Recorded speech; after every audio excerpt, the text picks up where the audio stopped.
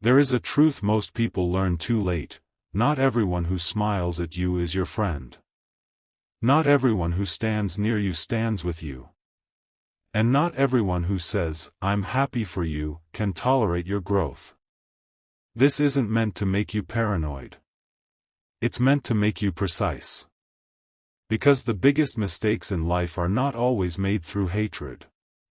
Many are made through hope. You wanted connection, so you ignored the pattern. You wanted loyalty, so you excused disrespect. You wanted to believe someone was genuine, so you treated their words like proof and their behavior like an accident. Stoicism doesn't teach you to fear people. It teaches you to stop being controlled by your attachment to people.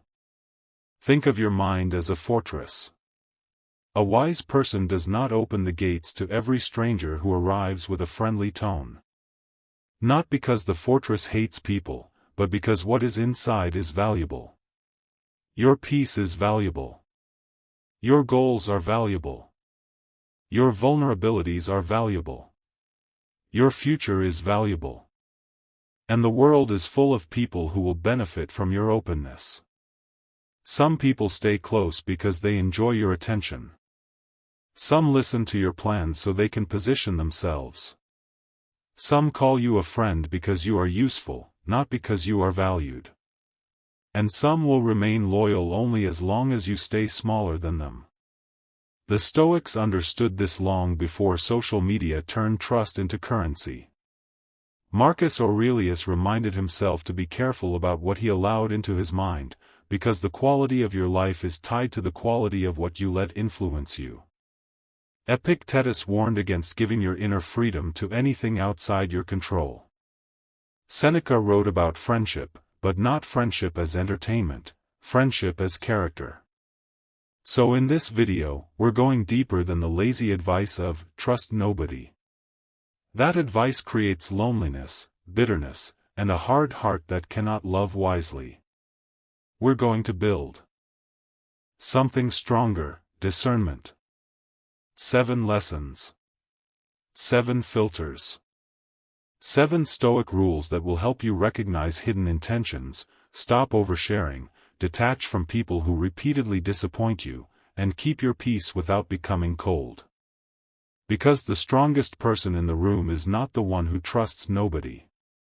It is the one who can trust wisely, observe silently, love without dependence, and walk away without losing himself. Lesson 1: Stop giving everyone access to you. One of the most dangerous habits is believing that friendliness is loyalty. Someone laughs with you, so you assume they would protect you. Someone listens to you, so you assume they care. Someone compliments you, so you assume they respect you. But charm is not character. The Stoics judged people by patterns, not promises. Before you give someone your plans, your secrets, your fears, your wounds, watch what they do with small things first. Watch how they treat people who cannot benefit them. Watch how they behave when no one is watching. Watch whether they become kinder when it costs them something, or only when it profits them. A fortress has gates. Gates are not walls of hate. They are boundaries of wisdom. You can be polite without being open. You can be friendly without being accessible. You can respect someone without giving them a front row seat to your private life. Most betrayals don't happen because you were weak. They happen because you were too generous with trust too early. Seneca warned that placing your inner life in the hands of the unproven is a gamble. And the price of losing that gamble is not just pain, it's damage to your ability to trust the right people later. So move slowly. Let access be earned. Lesson 2: Watch what they do when you stop being useful. This is one of the clearest tests of character. Stop offering favors before they ask. Stop rescuing. Stop replying instantly. Stop carrying their burdens while yours are invisible. Stop being the free service they rely on. Then watch. Because when the benefits disappear, the performance often disappears with them. Some friendships are built like a business transaction. As long as you provide attention, money, connections, emotional support, advice, validation, they stay. The moment you become tired, busy, or focused on your own life, they fade. And you feel confused because you thought the history meant loyalty. But time alone does not prove devotion. Familiarity is not virtue. Imagine a tree in summer. Everyone loves its shade. They sit under it, praise it, use it. Then winter arrives. The leaves disappear. The crowd leaves too. The tree did not become worthless. The season simply revealed who loved the tree and who loved the comfort it provided. People are the same. When you stop being useful and someone still chooses your company, still respects your boundaries, still celebrates your progress, still shows up when you're quiet, that's evidence of something rare. But if the relationship collapses the moment you stop feeding it, you didn't lose a friend. You discovered the truth. Lesson 3: Watch how they react to your boundaries. You can learn more about a person by telling them no once than by telling them yes 100 times. When you always agree, almost everyone seems kind. When you always show up, almost everyone seems loyal. But the moment you establish a boundary, the hidden structure reveals itself. A person who respects you may dislike your decision, but they will respect your right to make it. They won't punish you for choosing yourself. They won't demand paragraphs. They won't try to guilt you back into obedience. A person who benefited from your lack of boundaries will react differently. They will call you selfish. They will say you changed. They will accuse you of being distant. Not because your boundary is wrong, but because your boundary removed their control. Stoicism teaches you a clean rule: your choices belong to you. Other people's expectations belong to them. So don't argue with someone who hates your boundaries. Let your boundaries do their job. They are not only protection. They are a filter. In the next part, we'll cover the most painful tests, how people react to your success, the difference between kindness and loyalty, and why oversharing makes you controllable. Lesson 4: Watch how they react to your success. Failure can reveal who pities you. Success reveals who can tolerate you. When you are struggling, some people feel comfortable around you. Your problems make them feel safe because you are not challenging their self-image. Your weakness becomes their relief. They can support you without feeling threatened. But when you become disciplined, confident, consistent, or simply happier than before, something changes. Their congratulations become quieter. Their jokes become sharper. Their energy shifts. They start minimizing your progress, questioning your choices, or acting strangely indifferent. Jealousy rarely introduces itself honestly. Nobody says, "Your growth scares me." It hides behind sarcasm, subtle criticism, backhanded compliments, and constant comparison. You share an achievement and instead of celebrating, they immediately tell you why it's not impressive. You share a goal and they remind you of every reason it might fail. You improve your habits and they mock you for trying too hard. This is why Stoicism teaches you to observe without becoming bitter. Not every disagreement is jealousy. Not every correction is betrayal. A true friend can challenge you without needing to shrink you. They can warn you without poisoning you. They can correct you without competing with you. So the Stoic doesn't obsess over one moment. He watches patterns. A jealous person often needs your success to become smaller so they can feel bigger. A genuine friend may not understand your path, but they don't try to sabotage your confidence. And here is the rule you must live by: never make yourself smaller to preserve someone else's comfort. If your growth is honest, disciplined, and ethical, you do not owe anyone an apology for becoming stronger. You don't need to announce your progress. You don't need to prove it. You simply keep walking.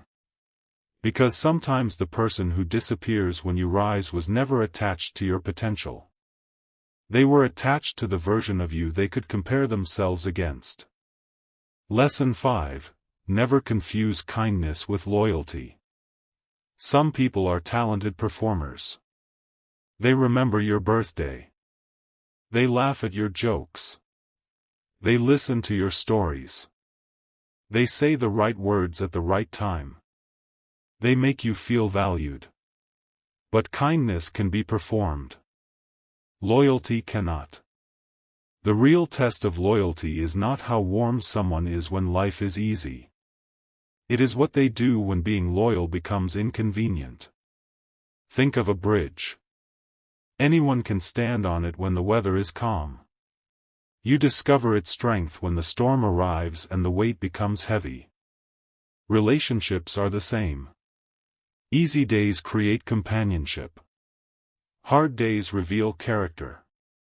Someone can be around you for years and still disappear the moment you need them to sacrifice comfort. They may not be evil. They may simply be selfish. But your life cannot be built on maybe. Stoicism values character because character is predictable under pressure. Here is one of the cleanest tests: how they speak about people who aren't present. If someone casually exposes other people's secrets to you, mocks their friends behind their backs, and shares private information they promise to protect, don't assume you are special. You are simply next in line. A person who betrays someone else's trust in front of you is showing you what they will eventually do with yours. Another test is how they respond when you are not entertaining, not useful, not impressive, just human. Anyone can love the version of you that makes their life easier. A rare person respects you even when you bring no advantage. The Stoic doesn't become obsessed with running experiments or traps. He simply observes. Time is a truth detector. Pretending requires energy. Consistency requires character. Eventually the mask slips, not because you attacked it, but because reality demanded too much effort to maintain it. Lesson 6. Stop telling people everything about you. Oversharing feels like connection, but it can quietly become self-destruction. You tell people your fears, your insecurities, your plans, your relationship problems, your money situation, your wounds, your weaknesses, your next move, because you want to feel understood. But not everyone who understands your weakness will protect it. Some will memorize it. And later, when they want control, they will knock on the exact door that hurts you. Stoicism doesn't teach you to become emotionally unavailable. It teaches you to become selective. There is a difference between vulnerability and leakage. Vulnerability with the right person builds trust. Vulnerability with the wrong person becomes ammunition. Imagine carrying treasure through a crowded city. Would you walk with the box open, showing every stranger what is inside? Of course not. You would protect it, not because you hate the crowd, but because you value what you carry. Your private life is a kind of treasure. Your dreams are fragile in the early stages. Your struggles are not entertainment. Your wounds are not public property. The more you explain yourself, the more dependent you become on being understood. Someone questions you and you feel forced to defend. Someone misunderstands you and you write paragraphs. Someone disapproves and you start doubting your direction, but a person with inner authority can live without constant approval. They can say, "You don't have to understand my decision for me to make it." Your life is not a courtroom. You don't owe everyone a defense. Marcus Aurelius didn't announce every thought. He didn't perform his discipline. He practiced it. Quietly. Consistently. Let that be your model. Trust should grow like a tree, not explode like fireworks. Slowly. Quietly. Rooted in evidence. In the final part, we'll cover the last lesson, the one that reveals everything: what happens when you stop chasing people. Then we'll lock the whole message with a Stoic closing that leaves the viewer feeling clear, not bitter. Lesson 7. Watch who they become when you stop chasing them. One of the clearest tests of any relationship is distance. Not dramatic distance. Not revenge. Not disappearing to teach them a lesson. Just the quiet decision to stop chasing, stop initiating every conversation, stop repairing every disagreement, and stop carrying the connection alone. Because when you stop pulling the rope, you finally discover whether the other person was holding the other end, or whether you were holding everything all along. Some people feel close to you only because you constantly move toward them. You text first. You apologize first. You explain first. You forgive first. You keep the conversation alive even when they give you almost nothing in return. And because you are always closing the gap, you never get to see what happens when you stop. Silence can reveal what confrontation never will. Think of a lamp you've been keeping lit every night. You bring the oil. You protect the flame. You shield it from wind. Then one day you stop adding fuel. If the flame dies immediately, you didn't ruin anything. You discovered it was never self-sustaining. Many relationships are like that. They survive because one person supplies all the energy. The Stoic does not chase what repeatedly chooses to drift away. He observes. He learns. He keeps his dignity. This does not mean you become arrogant. It does not mean you refuse reconciliation. It means you understand the difference between valuing someone and needing them. You can miss someone without begging them. You can care without collapsing your life to prove it. You can be loyal without becoming dependent. Epictetus taught that freedom begins when you stop making yourself a slave to what is outside your control. Other people's attention is outside your control. Their loyalty is outside your control. Their emotional maturity is outside your control.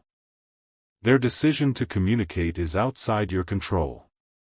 Their choice to leave is outside your control. But your standards are still yours. Your self-respect is still yours. Your peace is still yours. So pay attention to what happens when you become less available. Do they notice your absence without being offended by it? Do they check on you without demanding you perform? Do they make effort without being bribed by your constant initiation? Or do they vanish until they need something again? You don't need to accuse them. You don't need to send an emotional paragraph. You don't need to demand closure. Effort is closure. A relationship that only moves when you push is not a relationship. It is a habit. It is a pattern of you rescuing someone from the responsibility of showing up. And here is where many people make the final mistake: they confuse chasing with loyalty. Loyalty is not self-abandonment. Loyalty is not accepting disrespect repeatedly. Loyalty is not living in anxiety because you're afraid that if you stop giving, the connection will die. If it dies when you stop carrying it, it was already dying. You were just doing CPR. Now let's connect all 7 lessons, because Stoicism is not a collection of random quotes. It is a discipline of seeing clearly. Lesson 1 taught you to stop giving everyone access. Access must be earned. Lesson 2 taught you to watch what happens when you stop being useful. Convenience is not loyalty. Lesson 3 taught you to study reactions to boundaries.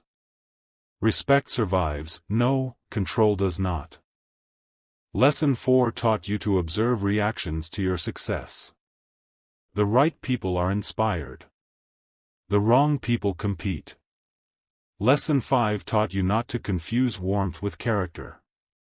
Kindness can be performed, loyalty is revealed under weight. Lesson 6 taught you to stop oversharing. Vulnerability is sacred, leakage is dangerous. Lesson 7 taught you the final filter: stop chasing. Let reality speak. And if you want a single Stoic principle that sits beneath all of this, it's this. Do not hand your peace to people who have not proven they can handle it. Most betrayal pain is not just about what they did. It's about what you ignored. The red flags you explained away. The patterns you excused. The disrespect you tolerated because you wanted the person to be different than they were. Stoicism is not cynicism. Stoicism is clarity. It doesn't say, everyone is fake. It says, not everyone is safe. It doesn't say, hate people. It says, stop being controlled by your hunger for connection. It doesn't say, never trust. It says, trust wisely. You can remain kind without being naive. You can forgive without giving unlimited access. You can love deeply without making your heart dependent on someone else's behavior. And you can walk away without hatred when someone's presence repeatedly destroys your peace. Now, a final warning, because this matters. Do not take this philosophy and turn it into a weapon. Do not use silence to punish. Do not use distance to manipulate. Do not become cold and call it Stoic. That is not Stoicism. That is insecurity wearing armor. Stoicism is strength without cruelty. It is boundaries without drama. It is self-control without ego. The goal is not to become suspicious of everyone. The goal is to become impossible to manipulate. And when you become impossible to manipulate, something changes. You stop begging for effort. You stop chasing clarity. You stop trying to force people to value you. You move with quiet certainty. You build your life in a way that does not depend on the mood, loyalty, or approval of unstable people. You begin to choose friends the way a wise person chooses investments, slowly, carefully, based on evidence, not excitement. Because your time is limited. Your energy is limited. Your peace is priceless. So be disciplined with access. Be careful with oversharing. Be strong with boundaries. Be calm with distance. Be honest about patterns. And be willing to walk away when the evidence is clear. You don't need a crowd. You need a circle. And you don't need to be surrounded by people. You need to be surrounded by character. End with this thought: the strongest person in the room is not the one who trusts nobody. It is the one who can trust wisely, love deeply, observe silently, and walk away without losing himself. Comment: I trust wisely, if you're done chasing and ready to protect your peace.